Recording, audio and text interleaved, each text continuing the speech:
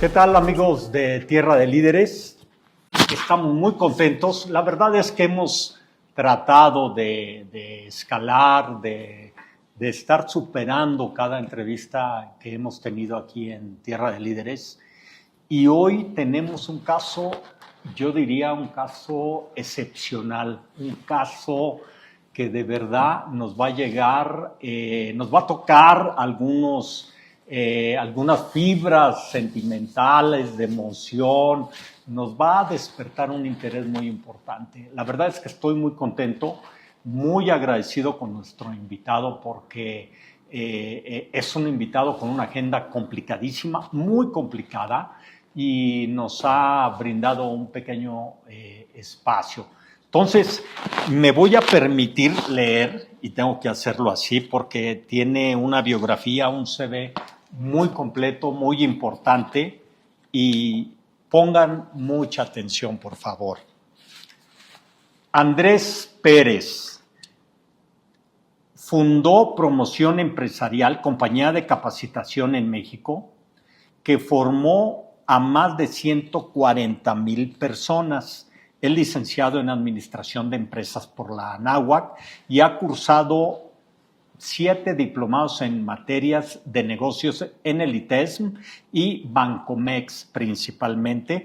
Es conferencista, ha participado en entrevistas en varios medios de comunicación como Televisión Azteca, Televisa, Radiópolis, Mundo Ejecutivo, MBS, Milenio, ESPN, El Heraldo, Grupo Imagen, Claro Video y TUDN. Produce contenido para el MIT y Mundo Ejecutivo. Es conductor del programa Top Performance junto con Mundo Ejecutivo, coautor del libro Liderazgo Efectivo, que es un bestseller en Amazon. Es coach ejecutivo estratégico, escribió el libro Conquista tu propia montaña, es profesor invitado en IPADE, donde tuve el gusto de conocerte, Andrés, donde imparte su experiencia vivida en el Everest.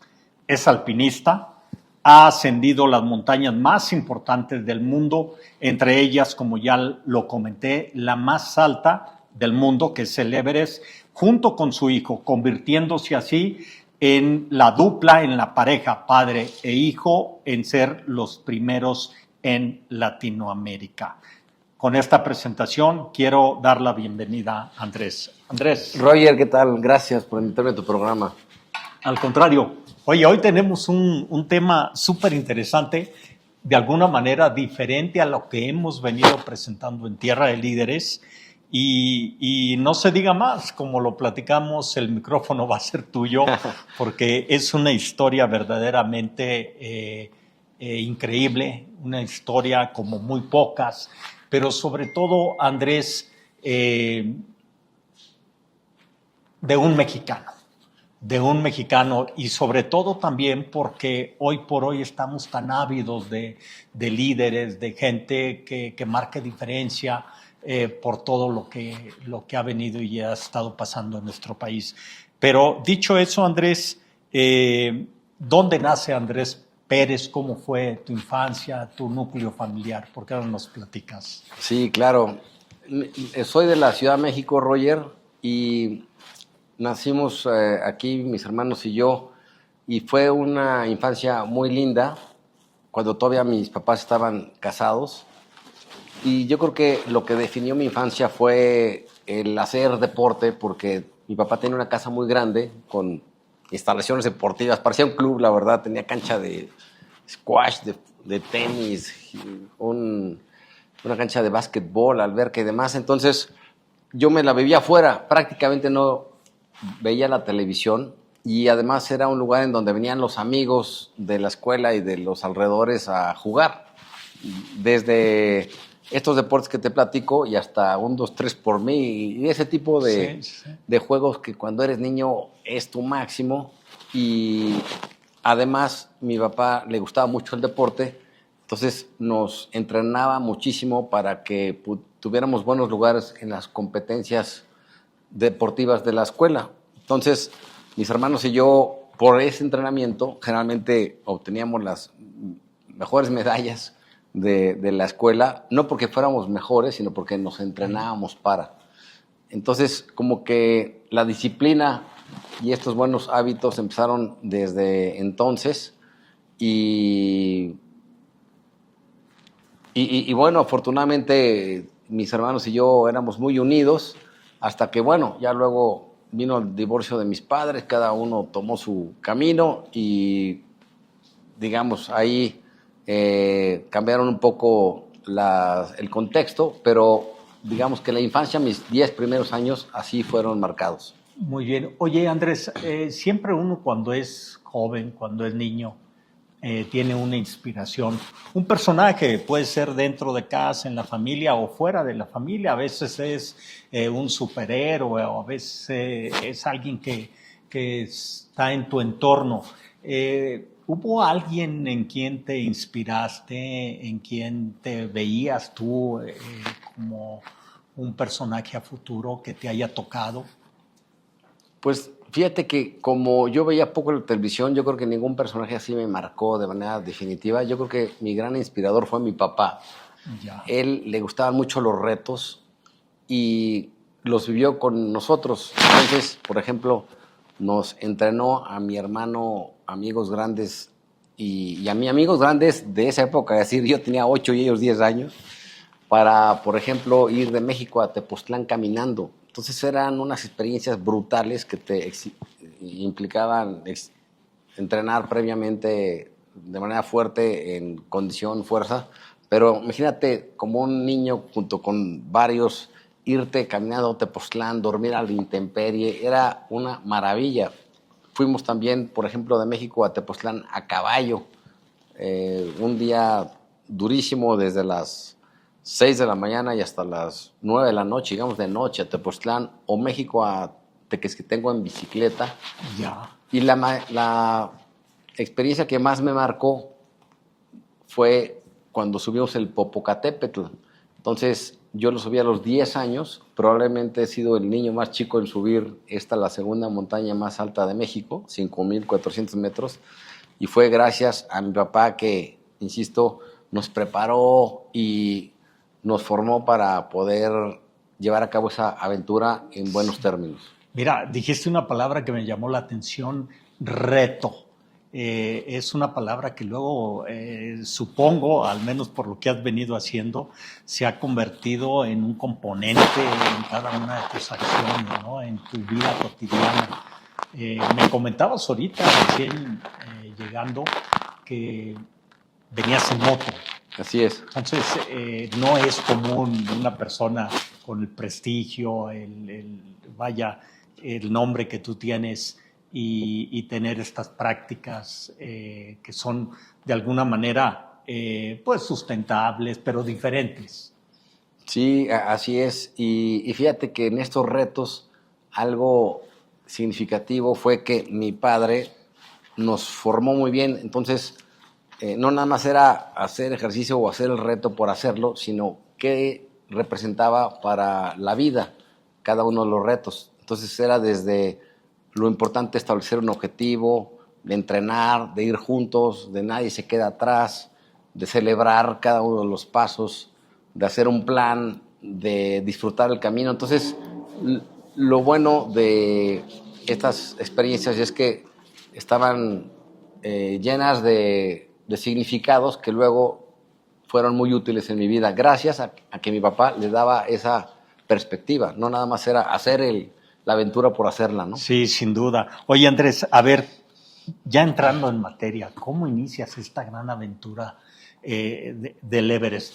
Que se dice fácil, se comenta fácil, pero hay una cantidad de implicaciones, de compromisos, de vocación, de una cantidad de cosas que se tienen que conjugar en el tiempo, en la personalidad, en la vocación, para iniciar un reto como este. Y no solamente que lo hayas iniciado solo, sino que además lo has hecho con tu hijo.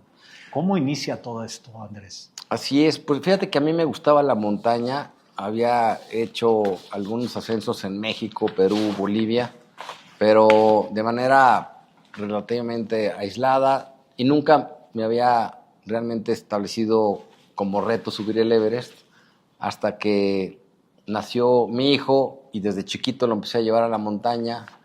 Le encantó igual que a mí esta actividad y ya habiendo subido con él algunas importantes, dijimos, tenemos la capacidad para subir el Everest. Yo tenía quizá 52, una cosa así, y él 13 años.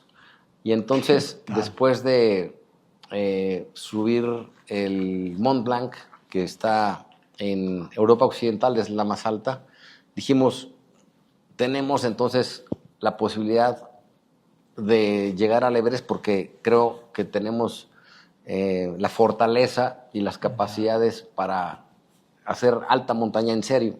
Y entonces definimos entonces un plan para hacer montaña por los próximos 4 años en ese entonces y básicamente consistía en subir montañas en 9 países para prepararnos para llegar al Everest bien capacitados desde el punto de vista técnico, físico y mental. Y así fue.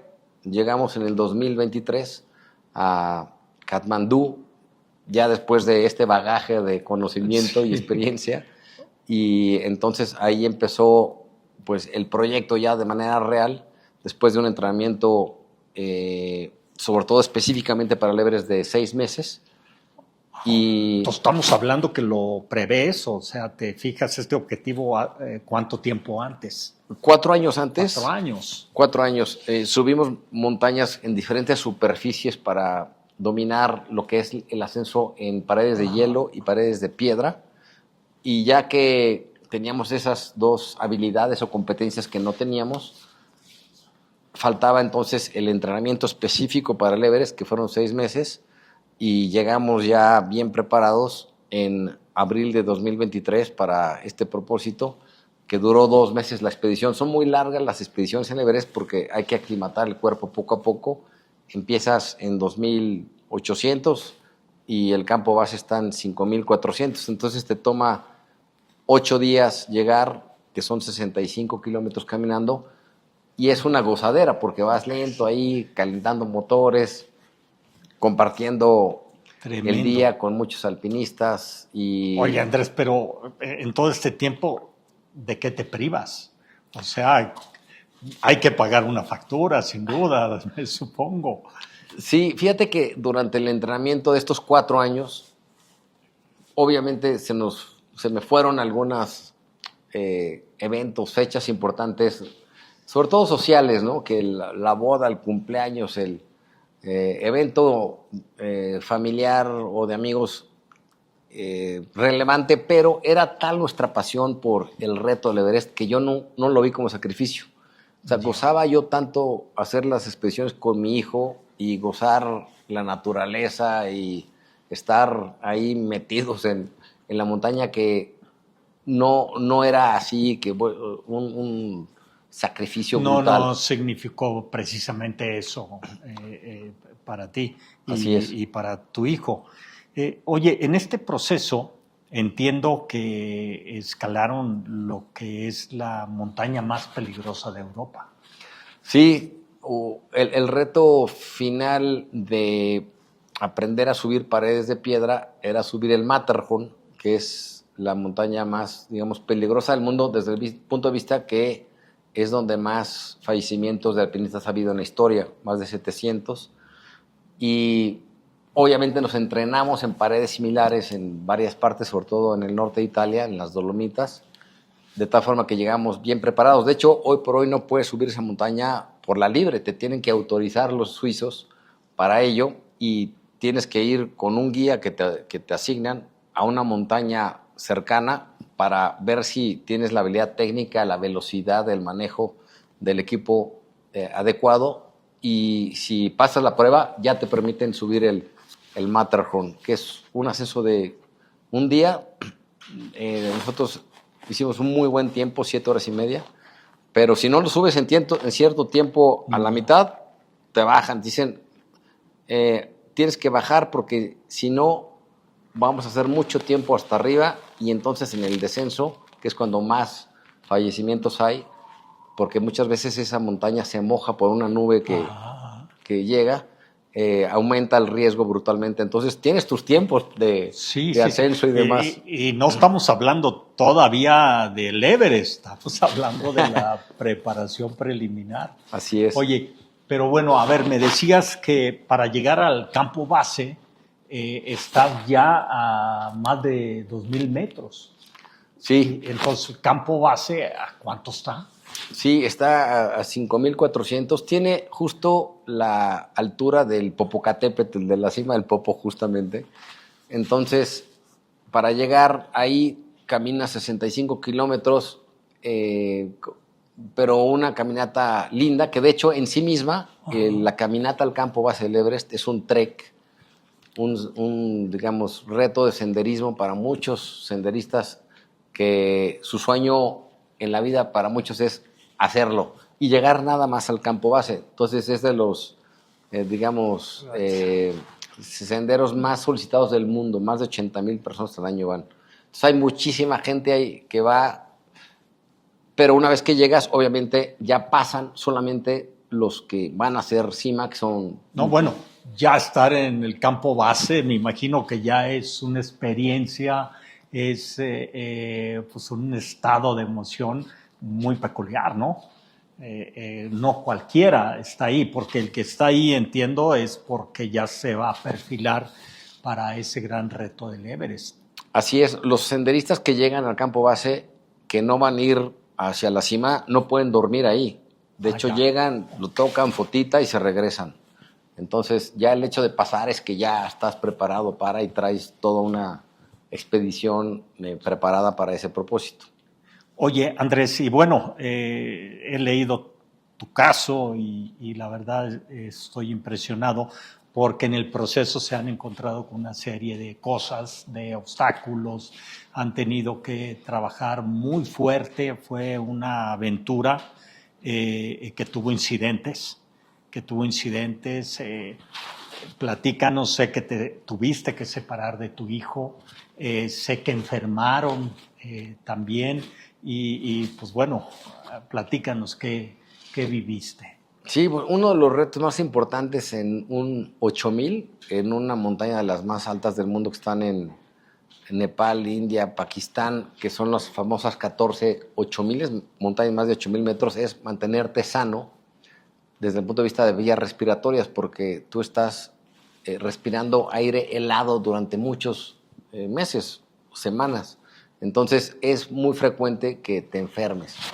Y de hecho, llegando al campo base, mi hijo se enfermó justo de las vías respiratorias y dijimos, si al quinto día no te mejoras, pues vamos a tener que bajar, y entonces toda la expedición se pone en riesgo porque hay una serie de secuencia de hechos que deben de suceder, de preparación, y nos la íbamos a perder. Entonces, afortunadamente, mi hijo se mejora después del quinto día y seguimos adelante con la aclimatación. En el Everest tienes que hacer lo que se llaman rotaciones, es decir, que tu cuerpo, una vez que está aclimatado a 5,000 metros, por ejemplo, para aclimatar a 6,000 tienes que subir a 6,000 y bajar. Eso se llama una rotación. Luego tienes que hacer lo mismo para 7,000, entonces tienes que subir a 6, 7,000 y bajar. Entonces, estas rotaciones pues son ascensos y necesarios, pero que al mismo tiempo pues son, digamos, esfuerzos que de alguna forma te van quitando energía, pero son indispensables para poder aclimatar tu cuerpo a la altura. Entonces, en la última rotación que hicimos a 7,000 metros, al bajar, alguien trajo un virus a nuestra carpa y nos contagió a el 60% de los que estábamos ahí, y entonces yo me enfermé ahora de también las vías respiratorias, y lo que tienes que hacer es bajar rápidamente, porque si te quedas ahí te puedes complicar mucho con una neumonía o con algo realmente grave, porque tu cuerpo está al límite. Si estás sano, estás al límite a 5,400 metros. Si te empeoras o te afectas, te puedes ir a una situación muy complicada, de tal forma que tienes que bajar por lo menos 1,000 metros para poder sanarte, y fue lo que sucedió. estuvimos a 4,200 en una población que se llama Periche, 8 días encerrados con antibiótico para sanarnos. 8 días. 8 días, sí. Y regresar, que de hecho, fíjate que como nos tocó en la última etapa esta afectación y tuvimos que bajar a 4,200, básicamente nosotros al subir hacia la cima no salimos del campo base, sino prácticamente salimos de 4,200, o sea, 2 días todavía nos tocó caminar de este punto Periche al campo base, son 20 kilómetros montaña arriba, para seguirnos hacia la cima. O sea, fue mucho más retador lo que tuvimos que hacer si es que queríamos cumplir el objetivo, ¿no? Oye, Andrés, yo sé que no es su caso porque sé la mentalidad que tienes, pero el Everest convive con la muerte, literalmente. Hay una zona, entiendo, que es la más peligrosa, le llaman, creo, la zona de la muerte, precisamente. ¿Cómo lo superaron? ¿Cómo vivieron esa etapa? ¿Qué sensación tenían en el hecho de estar simplemente parados en el lugar donde una cantidad importante de alpinistas han perdido la vida? Sí, pues la famosa zona de la muerte empieza justo a partir del campo 4, es el último, es decir, a partir de los 8,000 metros. Y se considera así porque hay poco oxígeno, tan solo una tercera parte del oxígeno que hay a nivel del mar.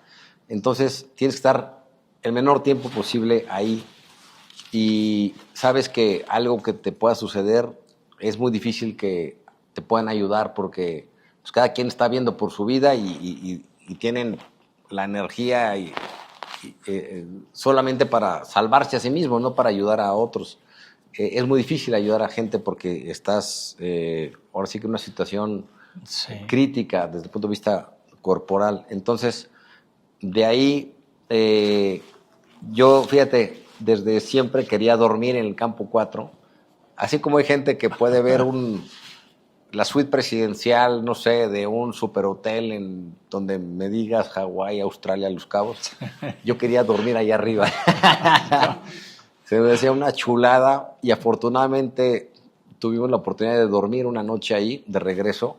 Le dije al Sherpa, oye, ayúdame a conseguir algo de oxígeno después de bajar de la cima sur para poder pasar la noche porque tengo ese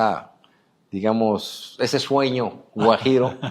Y se fue y consiguió tanques de oxígeno con poquito oxígeno que dejan para no bajarlos o subirlos, o sea, con reservas de tanques con oxígeno y nos quedamos entonces esa última noche ahí y fue para mí una maravilla, pero sí se respira un aire de altísimo riesgo. Sí, cómo no. En nuestra expedición murieron 18 personas.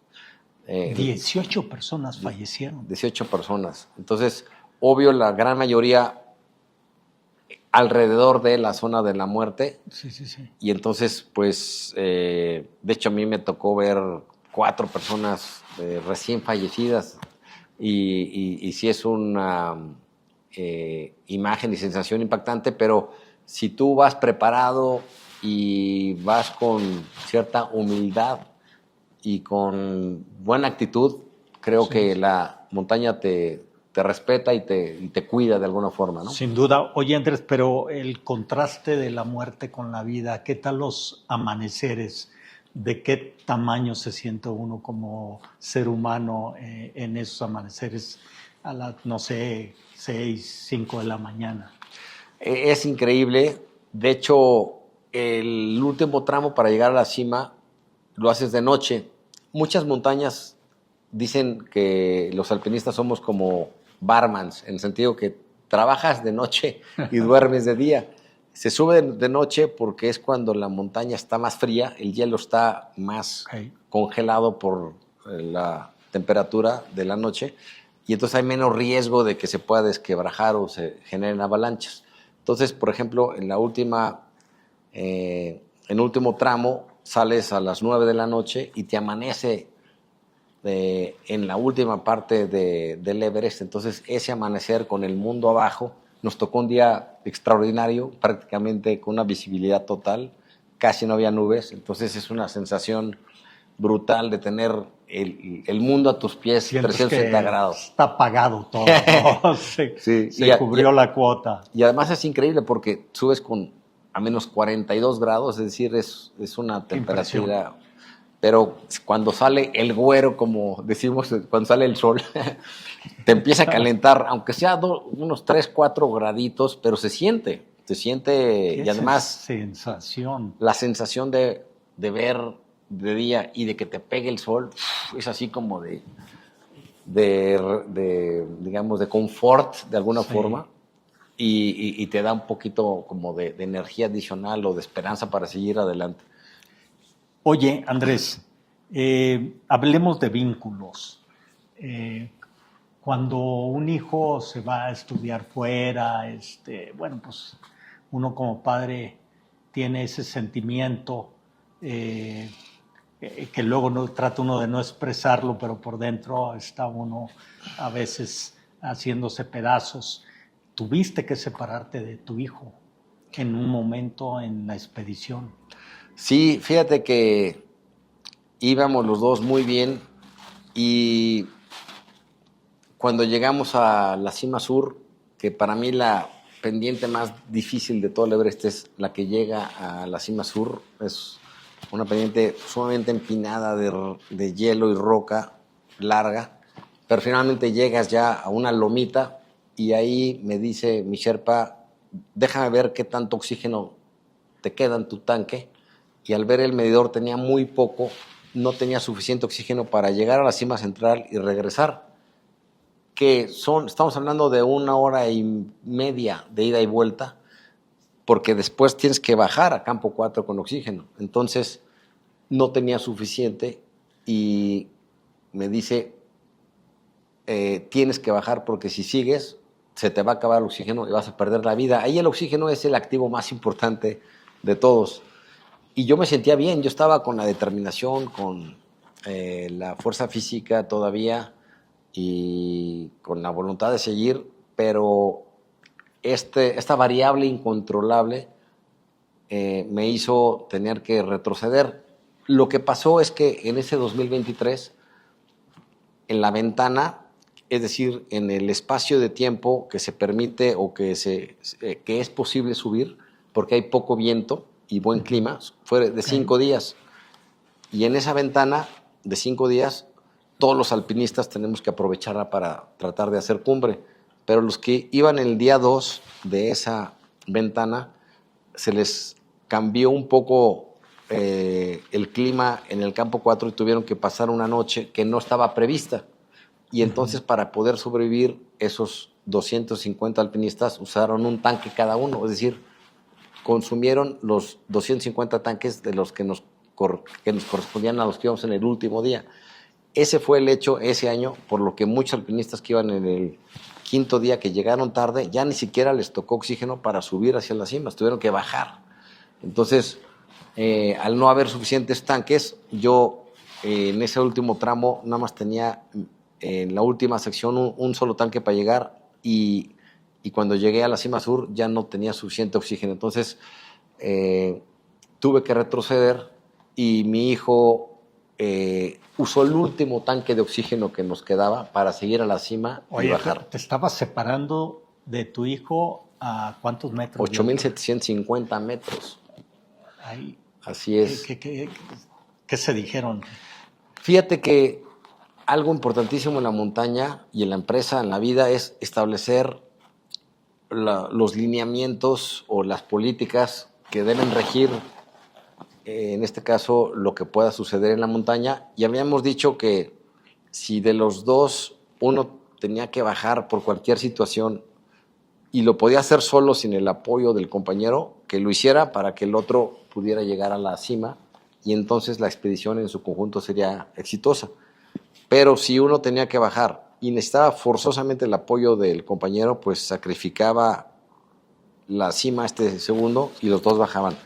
Como teníamos esa claridad, ya las decisiones estaban dadas. Es decir, cuando estábamos ahí arriba y él le acababan de poner su tanque de oxígeno nuevo, lleno, y yo no teníamos nada que decidir. Sabíamos los dos que yo tenía que bajar porque ya no había otro y él podía seguir. Así que nos vimos y así como, sorry, tengo que seguir, y yo, pues sí, yo tengo que bajar. Entonces, qué cosas. es una situación muy complicada, pero además es imposible ahí de hablar porque tienes el tanque de oxígeno con la mascarilla aquí, un frío brutal. Entonces, solamente Señas. te lo quitas para señas y digamos una comunicación no verbal prácticamente. Qué impresionante.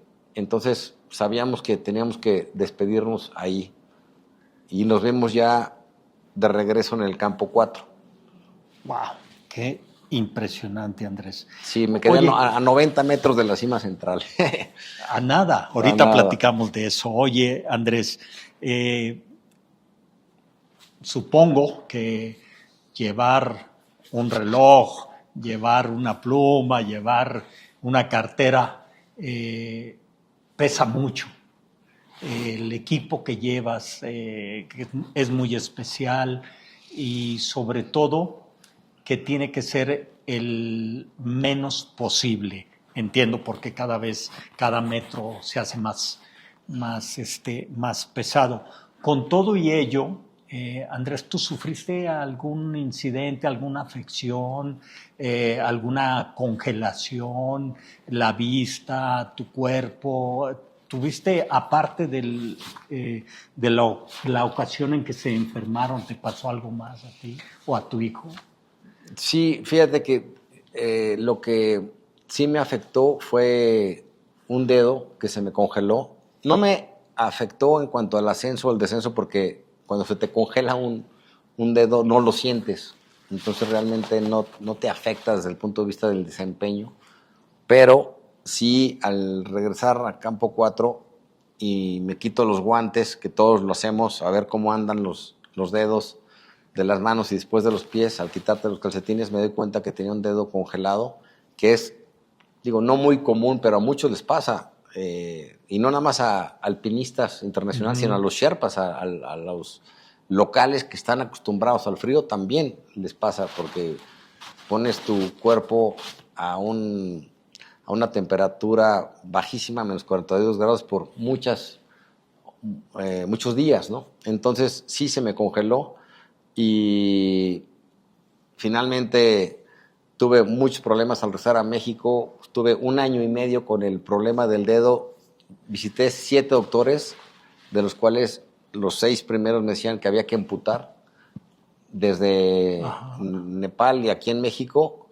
Y estaba infectado, negro. Tuve que dejar de hacer montaña hasta que finalmente un experto en dedos, un ortopedista, me dijo, te lo voy a salvar, te voy a quitar 80% del hueso, que está muerto y ya infectado, lo voy a cerrar y vas a ver que el hueso se va a regenerar y vas a estar bien. Y yo no sabía, el hueso se regenera y volvió a cobrar en la misma dimensión que como estaba. Entonces son gajes del oficio, pero sí, por ejemplo, en Katmandú, en un hospital experto en congelaciones, al regresar del Everest fui de inmediato ahí y estaba casa llena, muchísimos alpinistas con partes del cuerpo congelados, sobre todo dedos de manos, pies, nariz y orejas ahí, y junto a mí había un sherpa con todos los dedos de las manos congelados, y lo triste es que a él, pues su medio de vida es ser sherpa, y imagínate, él iba a estar 1 año, si bien le iba, sin trabajar, y probablemente si se los quitaban, pues iba a perder su modo de empleo. Entonces es una situación complicada lo de las congelaciones, y pues a mí me sucedió. Oye, Andrés, muchas personas no tienen la cultura de la colaboración, de la ayuda, de la empatía, de ver por otro ser humano,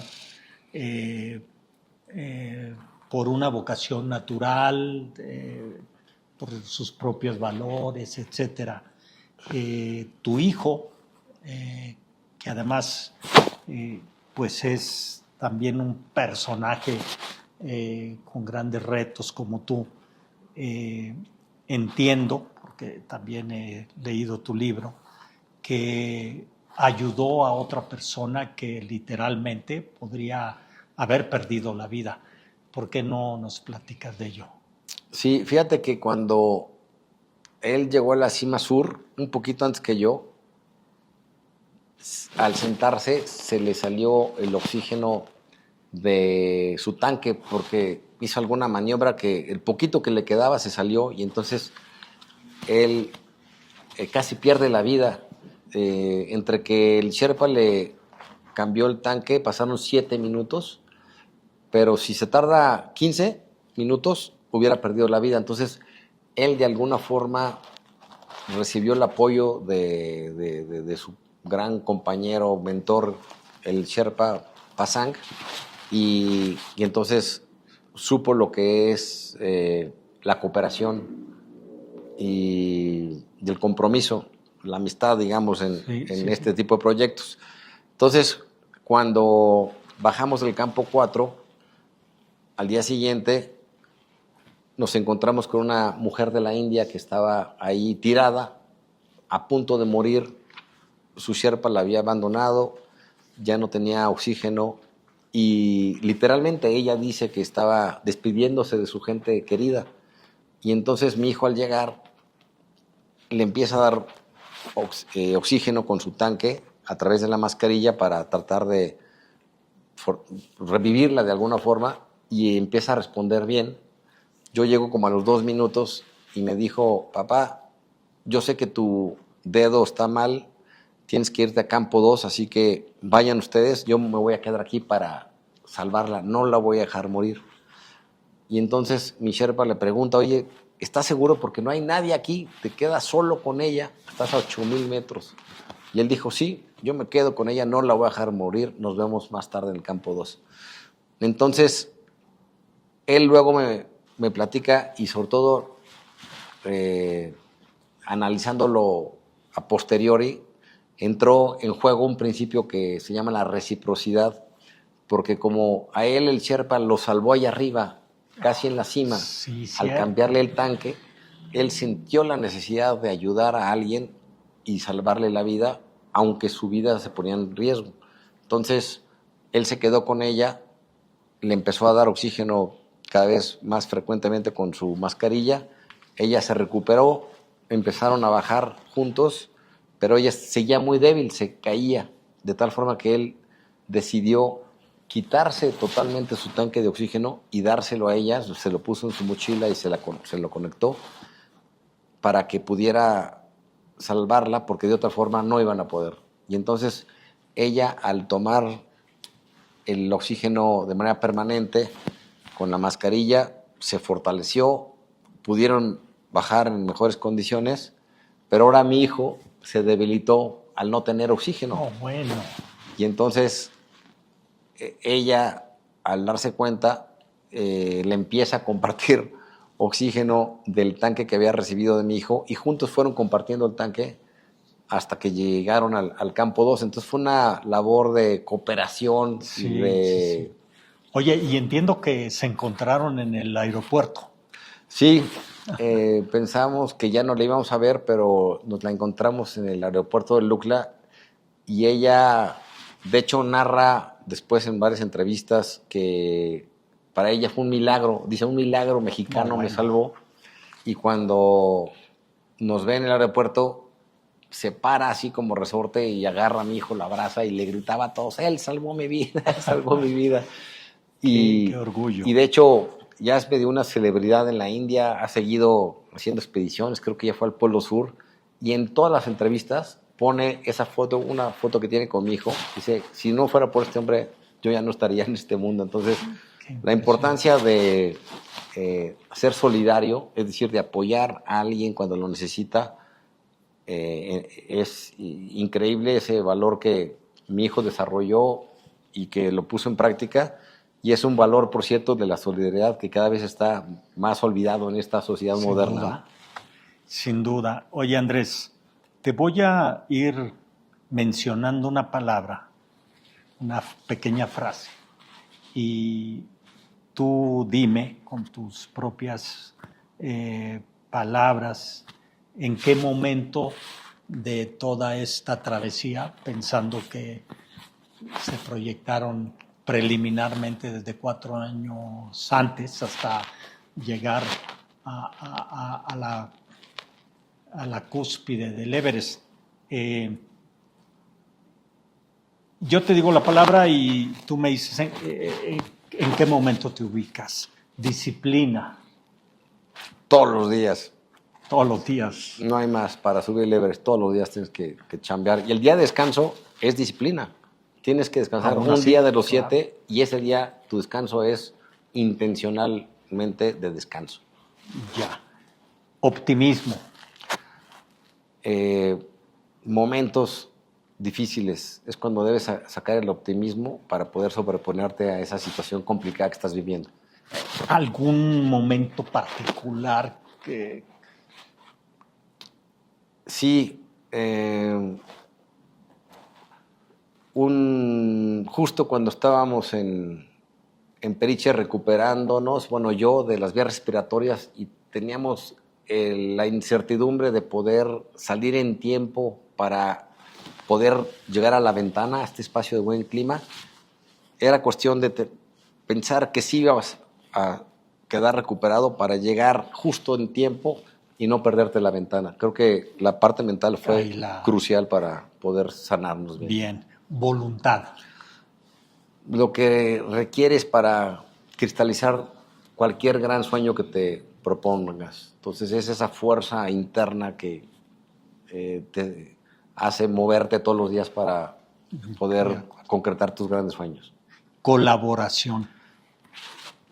Elemental en cualquier equipo de trabajo que hace que la vida sea más fácil y que los grandes proyectos se cumplan, porque nunca lo vas a hacer solo, siempre va a haber gente interna o externa al equipo que colabore. Perseverancia. Sí, seguir adelante, sobre todo en la montaña, que muchas veces tu cuerpo dice, ya déjame, estoy hecho pedazos, y solamente con ese tesón y esa perseverancia es cuando sigues adelante. Muy bien. Son conceptos que tú manejas en tus conferencias. Disfruta el camino. Es vital que cuando nos establezcamos algún proyecto importante en nuestras vidas, no pensemos que la felicidad o el gran disfrute va a ser cuando se concluya el gran proyecto, sino durante todo el proceso, durante todos los días, que disfrutes el camino, el hoy, el ahora. Y en la montaña eso es crucial porque, imagínate, para nosotros, 4 años de entrenamiento, 2 meses de expedición en el Everest, para solamente gozar unos segundos en la cima, no valdrá la pena. Entonces, disfrutar todo el camino fue una joya. Supera tus miedos. Sí, miedos siempre van a haber. En varias montañas ahí ha estado el miedo presente, pero cuando tienes una buena actitud y sobre todo te visualizas logrando tus grandes proyectos,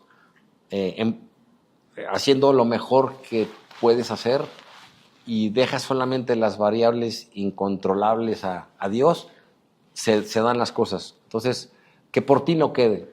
Y creo que es la forma en la que hay que vencer el miedo. Que por ti no quede y si algo sucede, pues ya será del más allá.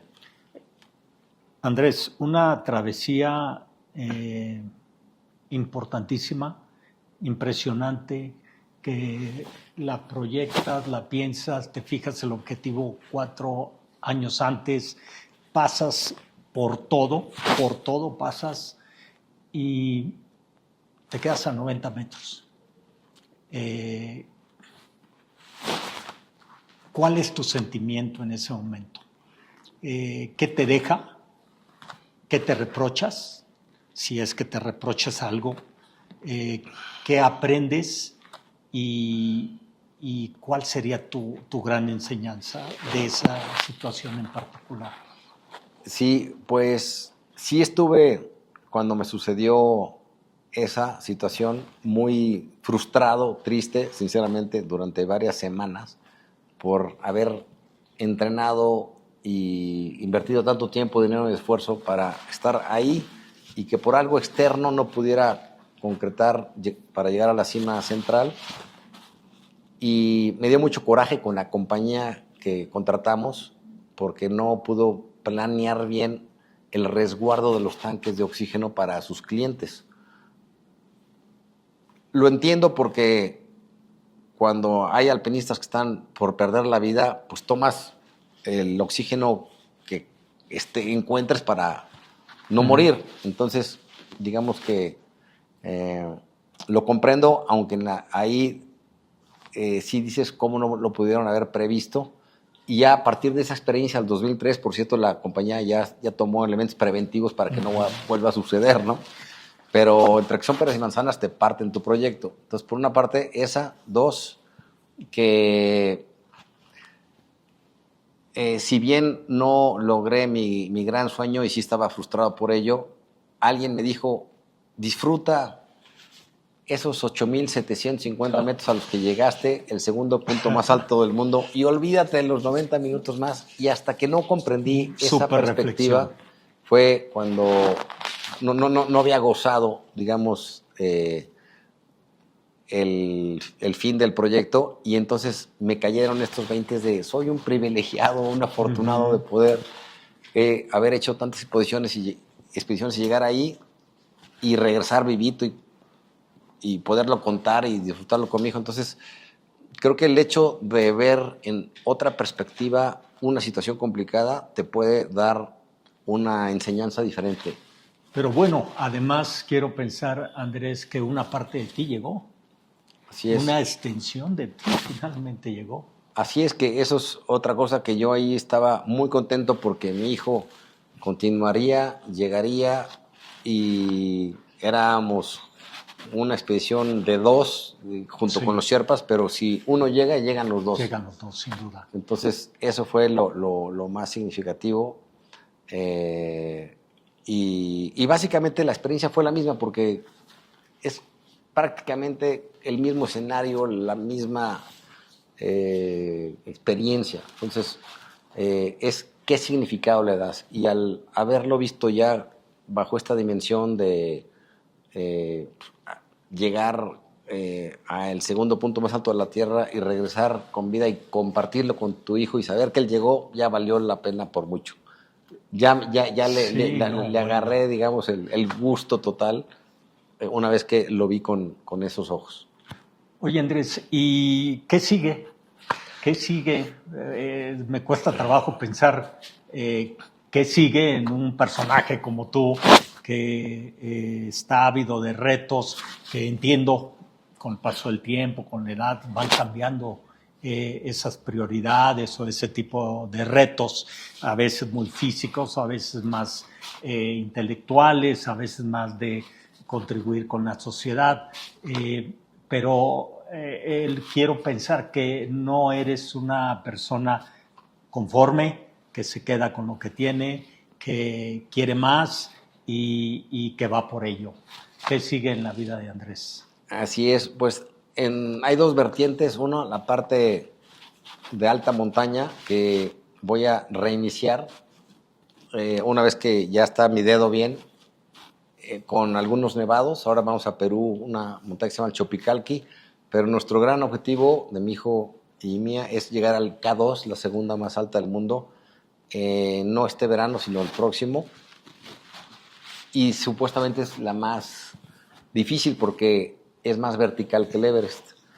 Y desde el punto de vista de trascendencia, lo que más quiero es seguir compartiendo mi experiencia en conferencias para empresas, asociaciones, universidades y demás. Y también generar contenido en redes sociales o en cualquier medio para, de alguna forma, inspirar a gente con mi historia para que pueda finalmente la gente cristalizar sus grandes sueños. Creo que el aprendizaje que he podido rescatar de esta experiencia es muy significativo y le puede servir a mucha gente. Entonces creo que el tocar vidas, transformar a gente, ese es mi gran legado ahora y mi gran reto. Podríamos pensar entonces, Andrés, que cada persona debe conquistar su propia montaña. Así es.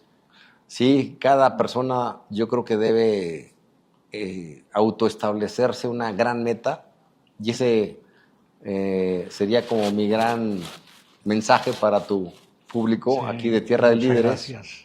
Que todas las personas venimos a este mundo a algo, y yo creo que lo más importante es uno que tengas claridad en cuál es tu gran meta. Ahí puedes detenerte y realmente pensar en qué es lo que quieres lograr, pero una vez que tengas claridad, que sea algo que te rete a ti mismo, que aproveche todas tus capacidades, tus fortalezas, y una vez que la identifiques y tengas claro tu gran objetivo, entonces haz tu plan estratégico, Sí. que hay que recordar que un plan te da claridad por tener todos los pasos que debes hacer, y que tu equipo tiene también claridad en cómo ayudarte, pero tan solo representa el 1% del éxito un plan estratégico. El 99% es sudar el plan, es llevarlo a la práctica. La transpiración. Así es su ejecución. Y ahí es donde muchos tiran la toalla, y solamente con la perseverancia que hablábamos, la disciplina, la voluntad, sales adelante. Pero si hay pasión por lo que haces y disfrutas el camino, tienes este concepto de que todos los días lo veas con buenos ojos, luego entonces seguramente vas a poder cristalizar tu gran sueño. Hombre, encantado. Andrés, ha sido una charla exquisita. Yo sé que podríamos quedarnos aquí una hora más. Estamos muy agradecidos de que hayas compartido esta experiencia con nosotros. Ojalá no sea la última. Vamos a estar muy pendientes de la próxima expedición que hagas. Y enhorabuena. No sé si quieras agregar algo más. Y si no, nos sentimos muy, muy agradecidos con tu visita. Estoy seguro que tu historia va a tocar a mucha gente. Estoy seguro que va a inspirar a más de uno, y ojalá tengamos la fortuna de poder encontrarnos y entrevistar más gente como tú, Andrés. Enhorabuena y mil gracias nuevamente. No, hombre, felicidades por tu iniciativa, Roger, por esto de Tierra de Líderes, porque encuentras en personas historias que inspiren a otros. Entonces, felicidades y sigue adelante. Encantado. Quiero regalarte yo también por aquí un pequeño obsequio. Mira, quiero regalarte este pequeño libro, sencillo libro, ya te lo dediqué por aquí. Y pues bueno, son conceptos muy básicos de temas organizacionales, y espero que pueda ser de utilidad. Pues hacemos el intercambio, el de Conquista tu propia montaña, que narra la historia de cómo mi hijo y yo llegamos al Everest. Así que yo lo voy a leer con mucho detenimiento, tu libro, el buen Roger. Mil gracias, encantado. Sale, Roger, gracias. Gracias por todo, Andrés. Perfecto.